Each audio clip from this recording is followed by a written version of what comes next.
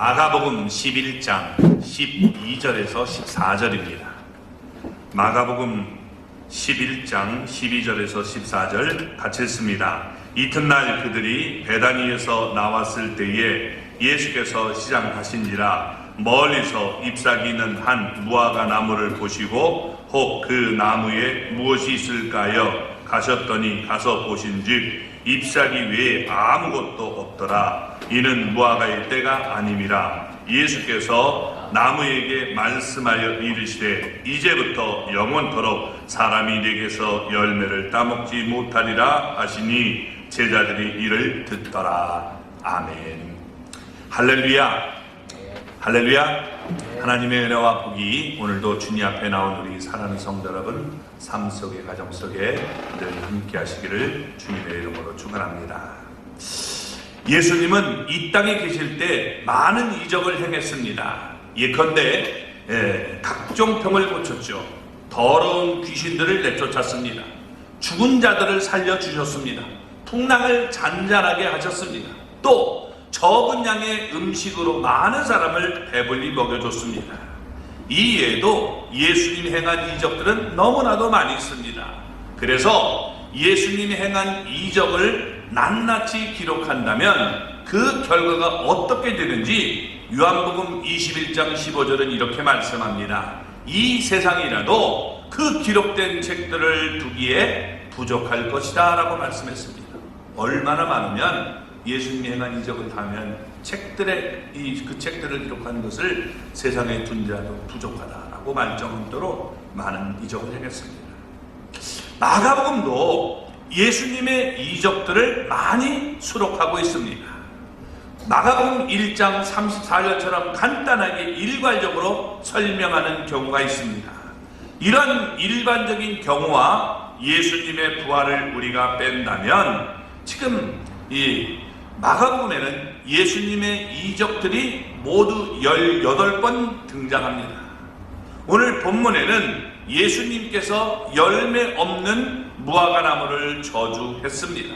그 결과 마가복음 우리 11장 21절을 보면 그 무화과 나무가 이 말라버리는 모습을 보여줍니다. 얼마나 이 놀라운 일입니까? 자, 그래서 마가복음에 기록된 예수님의 이적들 가운데 이것은 마지막에 해당하고 아울러 유일하게 부정적인 결과를 초래한 이적입니다.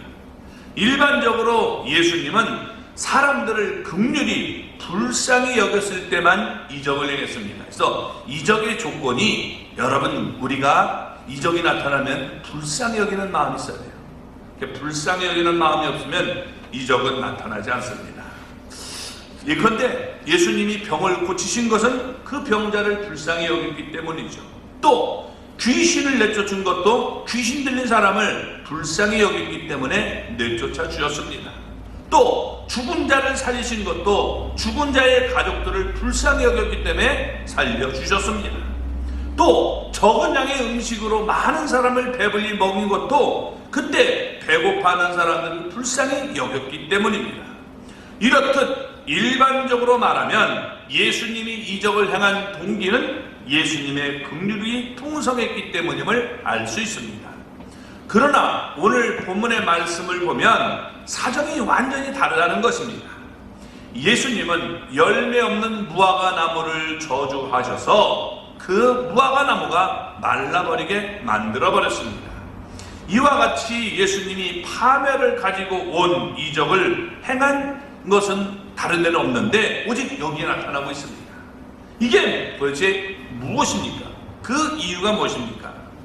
열매 없는 무화과 나무가 상징하는 것이 있기 때문에 저주하셨음을 볼 수 있습니다. 본문에서 예수님은 일부러 무화과 나무를 저주하면서 의도적으로 파괴적인 이적을 행하시는 모습을 보여주고 있습니다. 그래서 본문 우리가 끝부분을 보면 여러분 우리 14절 마지막에 제자들이 이를 듣더라 라고 말하고 있습니다. 마찬가지로 예수님의 축복하는 우리가 말씀만 들을 것이 아니라 예수님께서 저주하는 말씀도 우리가 귀담아 들어야 됨을 얘기하고 있습니다.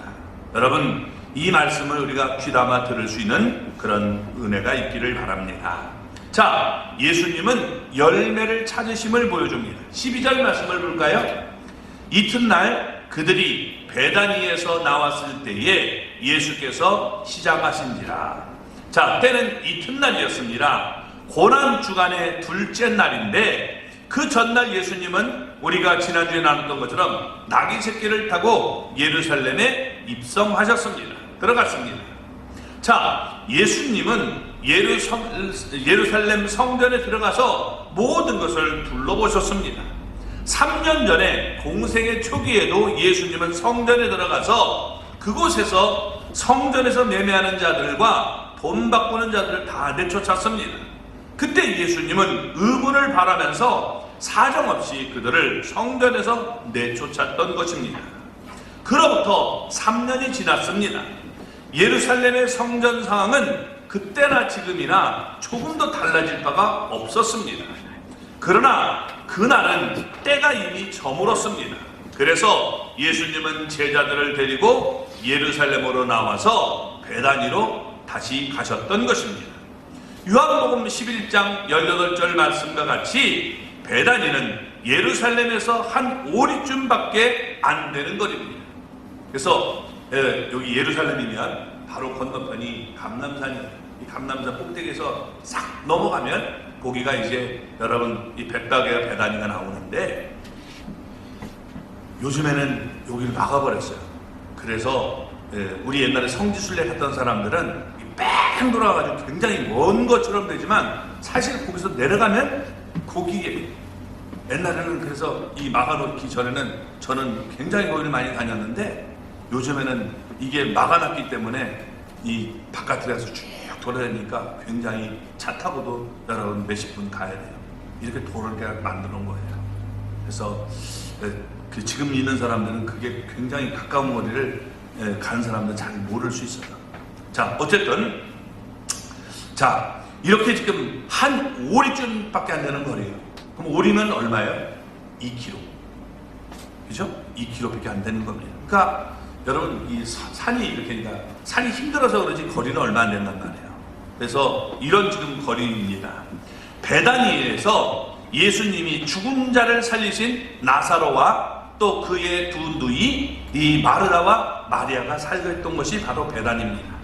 베다니 이 말은 벳하는 말은 집이라고 그랬죠? 아니라는 말은 가난한 자, 또 우리가 이 비천한 자 이런 것을 얘기하는 게 바로 아니란 말이에요. 그래서 이 정말 가난하고 불쌍한 자를 살렸던 그 여러분 나사로와 우리 두 자매가 살고 있는 것이 바로 베다니였습니다.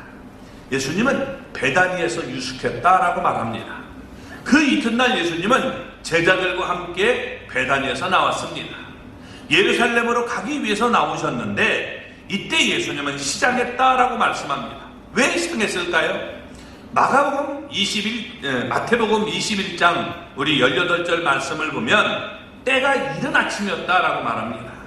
따라서 예수님은 아침 식사를 걸렀을 것입니다. 왜냐하면 마가복음 1장 35절처럼 예수님은 여러분 새벽에 아직도 밝기 전에 일어나서 한적한 곳에 기도하시는 모습을 보여줍니다. 예수님의 그 습관이라는 거예요. 그러니까 그때도 여러분 새벽 기도를 하셨을 겁니다.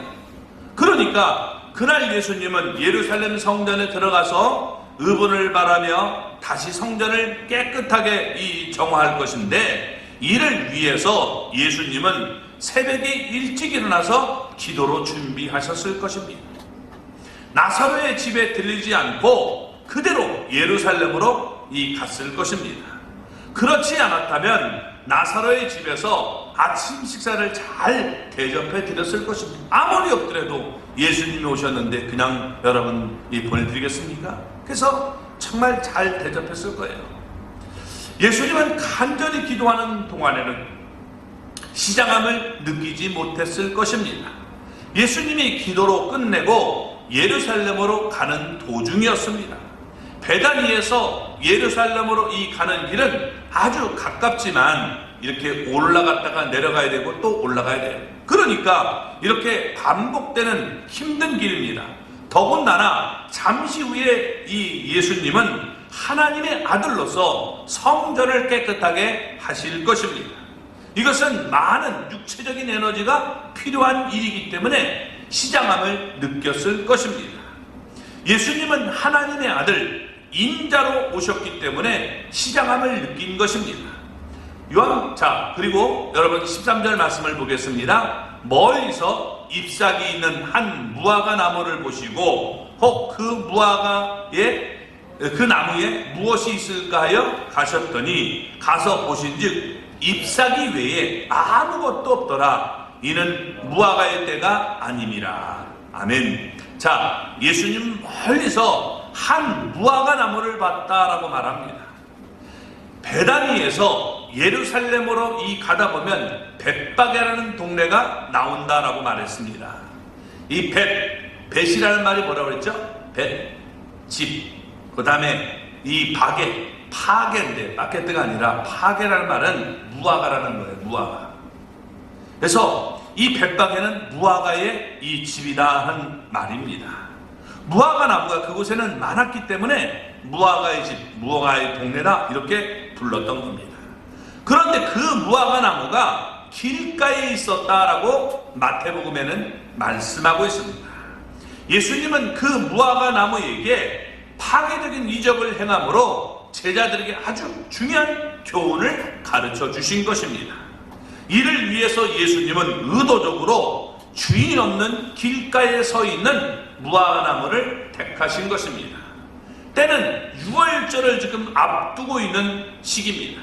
그래서 여러분 6월절이 언제냐? 우리가 유대적으로 1월 14일이에요. 그때부터 우리가 이뤄지는 거죠. 자, 그러니까 우리가 여기에다가 보통 80일을 전후로 해가지고 플러스 마이너스 하면 돼요. 한 이렇게 5일씩 더하고 빼면 이게 되거든요. 그러면 이게 여러분 3월 말 내지 4월 초가 되는 겁니다. 그렇죠? 네. 그래서 대부분 보통 이 정도의 중순까지 이렇게 볼 수 있는데, 그러니까 이 기간에 되는 겁니다. 그리고 예루살렘은 해발 780m예요. 그러니까 꽤 높은 곳입니다. 고인은 감남산은 800m고 더 높죠. 자, 예루살렘 여러분 이렇게 높은 곳에 있다는 겁니다. 자, 그런데 이걸 우리가 잘 알지 못하면 오해가 생겨요. 무화과 나무를 우리가 잘 알지 못하면 오해가 생기기 쉽다는 겁니다. 영국의 유명한 이 철학자 버틀란트 러셀이라는 사람은 나는 왜 기독교인이 아닌가 라는 책에서 그는 이렇게 말을 했습니다. 잎사귀도 없고 잎사귀 외에 아무것도 없고 무화과의 때도 아니라고 했는데 거기 가서 열매를 요구하고 있고 저주하고 있으니 예수 그리스도가 이게 비합리적이고 상식적인 분이 아니다 라고 말했다는 겁니다. 한번 생각해 보세요. 때도 아닌데 거기 가서 달라고 하면 되겠습니까? 말이 안 되잖아요. 그죠? 그러니까 여러분 이렇게 자기는 그래서 그리스도인이 아니다 라고 아주 똑똑한 채를 얘기했습니다. 그런데 이 버틀란트 러셀이라는 사람은 탁월한 철학자인지는 모르지만 성경과 식물에 대해서는 아주 무식한 여러분 사람이었던 겁니다. 무화과, 없을무, 꽃화, 그 다음에 열매, 우리가 이 과실할 때 과자가 되는 겁니다. 그러니까 꽃이 없는데 열매를 맺는다는 거예요. 꽃이 없는데 열매를 맺는 겁니다.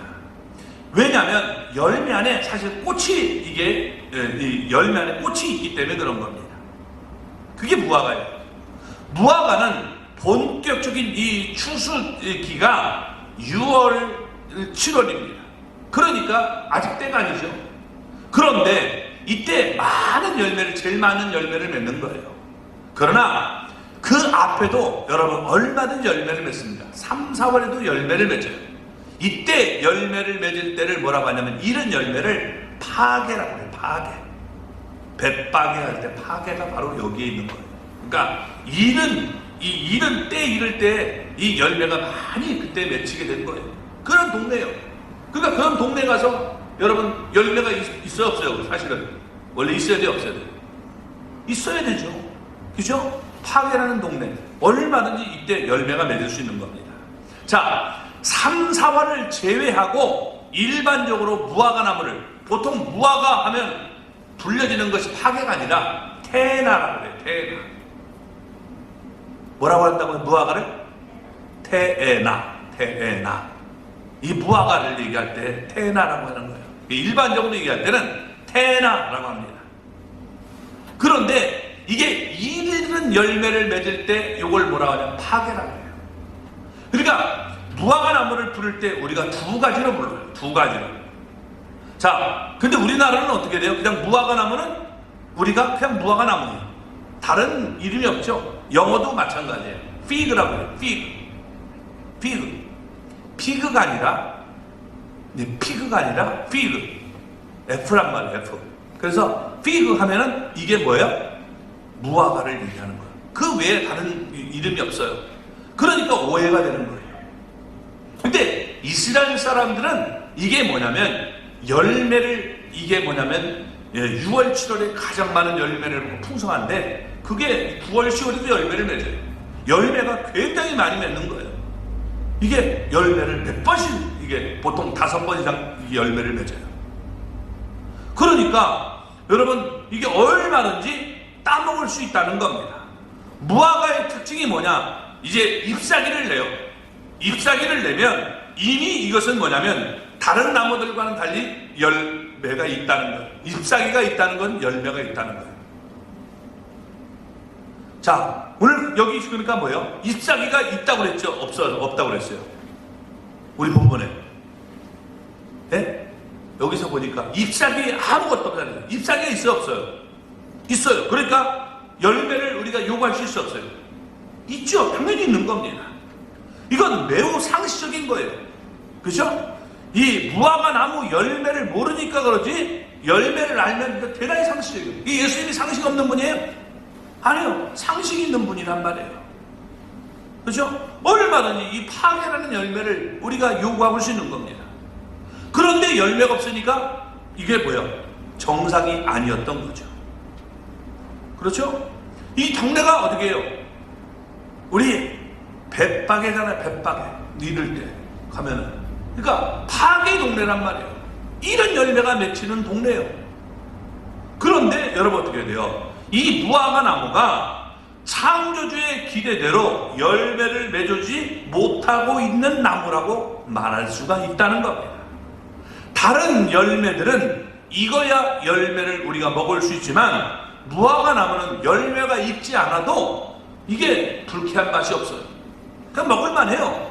그래서 정말 이 맛은 아주 그냥 굉장히 좋은 건 아니지만 먹을만 하단 말이에요. 그러니까 정말 배가 고프면 익지 않은 무화과 나무 열매를 몇 개는 따먹을 수 있는 거예요. 만약 무화과의 때라고 하면 지나가는 사람들이 다 따먹을 수 있잖아요. 그죠? 무화과의 때니까 이건 열매 따먹어서 이게 없다 이렇게 말하면 그 말이 된단 말이에요. 근데 여러분 어때요? 아직 때가 아니었단 말이에요. 그러니까 사람들이 보통 안 따먹어요. 이게 아주 배고픈 사람이 아니면. 그러니까 사람들은 무화과 나무를 다 따먹었기 때문에 그 나무에 열매가 없는 것이 아니었음을 얘기하고 있는 겁니다. 그 무화과 나무는 처음부터 열매를 맺지 못했다는 거예요. 땅만 허비하는 병든 나무였습니다. 이와 똑같이 예수님은 우리에게 열매를 찾고 있음을 말씀하고 있는 겁니다. 예수님께 드릴 열매가 우리는 있습니까? 그냥 잎사귀만 있고 열매가 없는 무화과 나무가 우리 모습을 아닌지 살펴보라고 말씀하고 있는 거예요. 무슨 얘기입니까? 경건의 모양만 있을 뿐이지 경건의 능력이 없는 우리의 삶은 아닌지 살펴봐야 되는 것입니다. 무화과 나무가 그 잎사귀만을 뽐낼 수는 없는 것입니다. 무화과 나무는 반드시 열매를 맺어야 되는 겁니다. 마찬가지로 우리도 경건의 이 모양만 드러내서는 안 된다는 거예요. 경건의 모양은 있어요. 경건의 능력이 없다면 여러분 안 되는 거죠. 우리 삶에 실제로 경건의 능력이 나타나야 됩니다. 예수님이 우리 삶에 있어야 된단 말이에요. 근데 예수님이 없고 여러분 우리가 종교 생활만 있다. 그건 안타까운 모습이 되는 거예요. 신천지는 여러분 예수님을 열매를 맺는 게 아니에요. 뭘 맺어요? 이만희 열매를 맺게 만드는 거죠. 그러니까 이단인 겁니다. 비극이 되는 거예요. 우리는 예수님을 통해서 열매를 맺고 있는가를 살펴봐야 된다는 겁니다. 열매 없는 이 무화과 나무는 그래서 저주를 받았음을 우리에게 보여주고 있습니다. 14절 말씀 읽어볼까요? 예수께서 나무에게 말씀하여 이르시되 이제부터 영원토록 사람이 내게서 열매를 따먹지 못하리라 하시니 제자들이 이를 듣더라. 아멘. 예수님은 열매 없는 무화과 나무를 향하여 이렇게 말씀했습니다. 이제부터 영원토록 사람이 내게서 열매를 따먹지 못하리라 라고 말씀했습니다. 이는 마태복음 21장 19절 말씀과 같이 이제부터 영원토록 그 무화과 나무가 열매를 맺지 못하리라고 말씀하고 있는 뜻입니다. 마가복음 11장 21절을 보면 여러분 이때 예수님은 열매 없는 무화과 나무를 저주했는데 그 결과 열매 없는 무화과 나무가 말라버리고 말았다는 것입니다. 이로써 이때 예수님은 유일하게 파멸을 불러일으키는 이적을 행하게 된 것입니다. 그러면 왜 예수님은 열매 없는 무화과 나무를 저주했을까요? 예수님께서 배가 고파서 시장길을 채워지지 않았기 때문에 에이 내가 배고픈데 저거 열매도 없어 이래서 여러분 짜증내면서 무화과 나무를 저주했을까요? 내 배를 못 채웠다고 해서 에이씨 이러면서 예수님이 저주했을까요? 아닙니다. 예수님은 단 한 번도 사적인 목적으로 이적을 행한 적이 없어요. 배고플 때 이걸 돌을 갖다가 떡덩이 만들어서 먹으면 얼마든지 배고픔을 이길 수 있지만 예수님은 그렇게 하지 않았습니다. 예수님은 무화과 나무를 저주하면서 예루살렘의 영적 상태를 예언자적인 행동으로 지금 보여주고 있는 것입니다. 이때 예수님은 예루살렘을 향하여 성전을 향하여 발걸음을 옮기고 있었던 겁니다. 이제 곧 예수님은 강도의 소굴이 된 성전을 숙청하시면서 우리가 깨끗하게 하시면서 거짓으로 가득 찬 유대교를 심판하실 것입니다. 예수님은 이번 이적을 통해 자신이 할 일을 미리 제자들에게 보여주신 것입니다. 성전을 지금 매매하는 자들과 돈 바꾸는 자들로 북적북적거리고 있었습니다. 따라서 겉으로는 그들은 하나님께 열심 있는 것처럼 보였습니다. 그렇지만 실제로는 그들의 마음은 하나님에게서 아주 멀었습니다. 헛되이 하나님을 경배하고 있었다는 것. 그들은 여러분 율법을 막 세분해가지고 하나님 앞에 잘 지키는 것처럼 보였잖아요. 그런데 그들은 뭐예요? 율법이 여러분 무엇을 얘기합니까? 율법은 내가 죄인이라는 걸 깨닫게 만들고 내가 죄인이기 때문에 예수님을 우리가 영접하고 받아들여야 되는데 그것이 율법의 목적인데 여러분 그들은 어떻게 돼요? 율법을 막 쪼개놓고 우린 이렇게 잘 지킨다. 그러니까 예수님이 필요 없다. 이러니까 여러분 어떻게 돼요? 이게 예수님을 거부하는 사건이 돼버리고 만 겁니다. 그러니까 잎사귀만 무성했지 여러분 아무 열매 없는 무화과 나무 같은 모습을 그들의 신앙에서 보여주고 있는 겁니다. 그래서 예수님은 사정없이 그들을 성전에서 내쫓았던 겁니다. 이로써 예수님은 그들의 열매 없는 제사를 싫어한다는 것을 보여주신 것입니다. 예수님은 잎사귀만 있는 무화과 나무를 저주했습니다. 곧 이어서 예수님은 외식으로 가득 찬 성전을 깨끗하게 하셨던 것입니다. 이 두 가지 사건의 의미는 하나입니다. 예수님은 이 두 사건을 지금 통해서 이스라엘에게 임박할 사건을 상징적으로 보여주고 있는 것입니다. 그게 무엇입니까? 요한복음 여러분 1장 11절을 보면 이렇게 말씀하시죠. 예수님이 자기 땅에 오셨지만 그러나 자기 백성들이 예수님을 영접하지 않았다는 거예요. 그러나 12절을 보면 영접하는 자 곧 그 이름을 믿는 자에게 하나님의 자녀가 되는 이 권세를 주신다라고 말씀하지 않습니까? 그들은 회개 열매를 맺지 않았던 겁니다. 예수님을 주님으로 믿는 열매가 없었던 거예요. 오히려 그들은 하나님의 아들 예수 그리스도를 십자가에 못 박아 죽이고 말한 것입니다.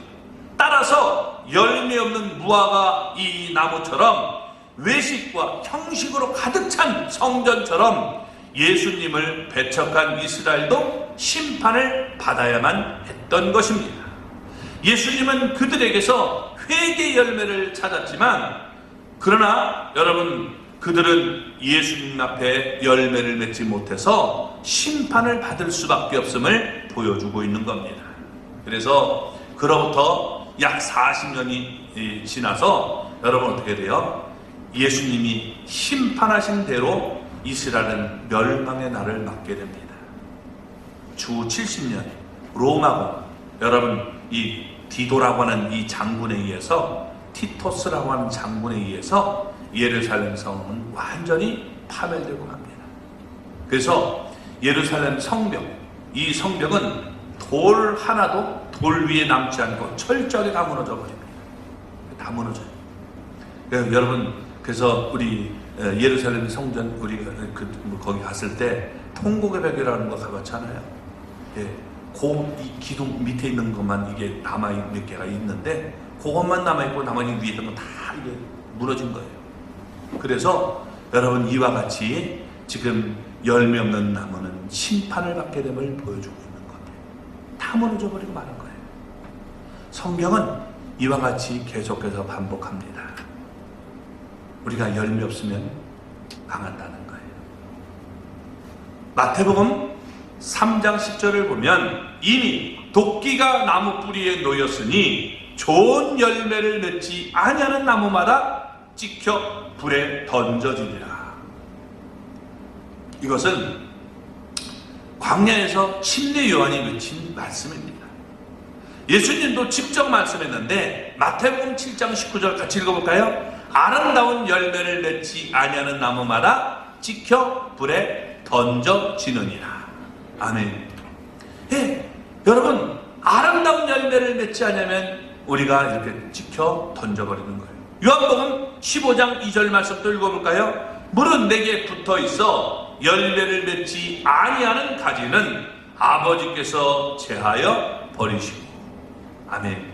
비유로 여러분, 내게 붙어 있어 열매를 맺지 않으면 어떻게 돼요? 그 가지 이게 전지해버린다는 거예요. 제거해버린다는 거예요. 이걸 비유로 말씀하고 있는 겁니다. 어떤 사람이 포도원에 이 무화과 나무를 심고 3년이나 그 무화과 나무에 가서 열매를 구했지만 열매를 맺지 못하자 그 포도원 지기에게 그 무화과 나무가 땅만 버리니 찍어버리라 라고 말을 합니다. 그러자 포도원 지기가 이와 같이 말합니다. 누가복음 여러분 13장 8절과 9절인데 같이 한번 읽어볼까요? 대답하여 이르되 주인이여 금년에도 그대로 두소서. 내가 두릅하고 거름을 줄이니 이후에 만일 열매가 열면 좋거니와 그렇지 않으면 찍어 버리소서 하였다 하십니다. 아멘. 자, 포도원지기의 간청으로 3년이나 열매를 맺지 않은 그 무화과 나무에 대해서 심판은 다소 늦춰질 줄 있습니다. 그러나 그 무화과 나무가 또다시 그 해에도 열매를 맺지 못했다면 어쩔 수 없이 그 무화과 나무는 찍혀버리고 말았을 것입니다. 이스라엘의 운명이 바로 그와 같다는 겁니다. 3년 동안 예수님은 그들에게 많은 가르침을 베풀었습니다.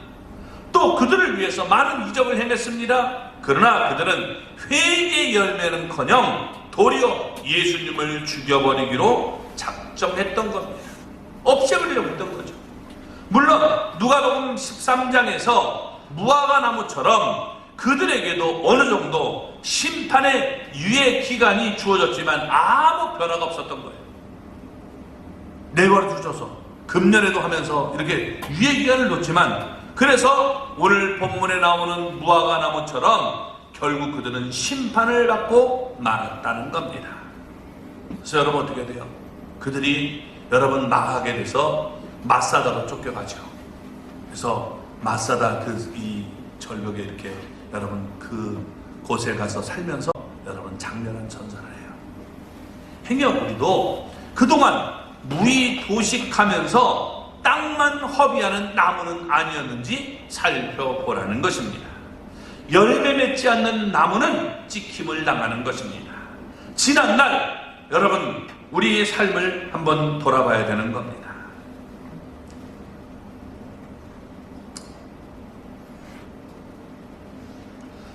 우리의 부실했던 농사와 또 우리가 부실한 이 결실을 회개하면서 용서를 우리가 구하고 이제부터는 힘써 아름다운 열매를 맺기에 힘쓰는 우리 모두가 되어야 되는 겁니다. 예수님은 잎사귀가 있는 무화과 나무에서 열매를 찾았습니다. 그러나 그 무화과 나무에는 열매가 없었습니다. 잎사귀만 있고 열매가 없는 무화과 나무를 저주했던 것입니다. 이는 예수님이 제자들에게 영적인 교훈을 주기 위해서 이렇게 이적을 행하실 겁니다. 그래서 본문에 이와 같이 끝맺음을 하고 있는데 제자들이 이를 듣더라라고 말하고 있습니다. 예수님의 제자들은 예수님이 잎사귀만 있고 열매가 없는 무화과 나무를 이 저주하는 말씀을 들었을 때 그들은 무슨 생각을 들었을까요? 만일 우리가 그때 그 자리에 있었다면 우리는 과연 어떤 생각을 했을까요? 나는 잎사귀만 있는 나무가 돼서는 안 되겠구나. 아름다운 열매를 맺는 나무가 되겠구나. 이런 생각을 하지 않았을까요? 이런 아마 생각을 했을 것입니다. 우리 모두는 열매를 맺어야 될 나무들입니다. 예수님이 우리에게 찾는 것은 여러분 잎사귀만 아니라 열매가 있어야 됨을 말씀해주고 있는 거예요. 그러면 우리가 맺어야 될 열매는 도대체 무엇일까요? 우리가 맺어야 될 열매는 뭘까요? 여러분 우리가 이 오늘 본문에는 그것이 나오지 않지만 우리가 성경을 통해서 보면 갈라디아서 여러분 5장 22절에서 24절을 보면 이렇게 말합니다. 같이 한번 읽어볼까요? 오직 성령의 열매는 사랑과 희락과 화평과 오래 참음과 자비와 양성과 충성과 온유와 절제니 이 같은 것을 금지할 법이 없느니라. 그리스도 예수의 사람들은 육체와 함께 그 정욕과 탐심을 십자가에 못 박았느니라. 아멘. 오늘 여기서 이게 바로 예수님의 모습인 거예요. 우리는 육신의 소욕의 열매를 맺어서는 안 되고 성령의 열매를 맺어야 됩니다. 성령의 열매가 뭡니까? 예수님의 모습이 어떤 모습입니까?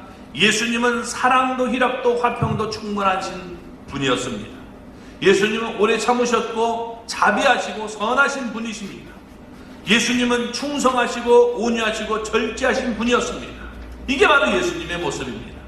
따라서 우리도 모든 소원, 기도의 제목이 예수님 닮기를 원해야 되는 겁니다. 이 찬양과 같이 여러분들도 예수 닮기 원합니다. 이런 모습을 가져야 될 것입니다. 그래야 우리가 그리스도의 사람이라고 말할 수 있는 거예요. 그리스도인이라는 것은 여러분 그리스도를 닮은 사람이에요. 작은 그리스도라는 뜻을 가지고 있는 겁니다. 그래서 우리가 그런 모습을 가져야 되겠죠. 우리가 예수님을 본받으면 자연히 우리는 예수님의 모습을 나타낼 것입니다. 아울러 예수님의 향기를 바람으로 우리로 말미암아 우리 주변에 있는 사람들이 여러분 예수님을 믿게 되는 겁니다. 그래서 우리는 여러분 이렇게 내적으로 우리가 나타날 때 그리스도를 닮아가야 되고 외적으로 예수님은 여러분 내가 이 땅에 뭐하러 왔다? 전도하러 왔다. 그래서 생명을 구원하기 위해서 우리는 열매를 맺어야 돼요. 아멘? 네. 그래서 많은 열매를 맺어야 돼요. 알아봤는데 내 뒤에 아무도 구원받는다는 거죠. 얼마나 안타까운 얘기입니까? 알아봤는데 내 뒤에 탁탁탁 서 있을 때 여러분 그것을 통해서 하나님의 영광을 받으시는 거예요. 그래서 우리는 이렇게 영광을 하나님 앞에 돌리는 사람이 되는 겁니다. 예수님은 열매를 찾았습니다. 열매 없는 무화과 나무는 저주를 받았습니다. 예수님은 오늘 우리에게도 열매를 찾고 있다는 거예요. 예수님이 보실 때 잎사귀만 있고 여러분 열매가 없는 그런 모습이 된다면 안타까운 것입니다. 우리 잎사귀만 있는 무화과나무처럼 내 직분만 과시하려고 하지는 마시기 바랍니다. 내가 뭐다 예, 그것만 여러분 우리가 자랑하지 말고 그 직분에 걸맞게 봉사할 수 있는 사람이 되어야 되는 거예요. 왜 여러분 직분을 줬습니까? 그렇게 하라는 것이지 너 그거 계급자고 달고 다니라고 준 건 아니잖아요. 그러니까 우리가 이렇게 하나님 앞에 영광을 돌려야 되는 겁니다. 직분에 걸맞게 여러분 우리가 봉사하고 충성할 수 있는 하나님의 사람이 되시기 바랍니다. 예배의 열매를 우리가 드릴 때도 예배의 모양만 갖추지 말고 진정한 예배를 하나님께 드릴 수 있는 우리 모두가 되기를 주님의 이름으로 축원합니다. 열매를 맺으라고 나를 부르셨다는 사실을 기억하시고 열매를 맺기 위해서 힘쓰는 우리 모두가 되기를 주님의 이름으로 축원합니다. 참 좋으신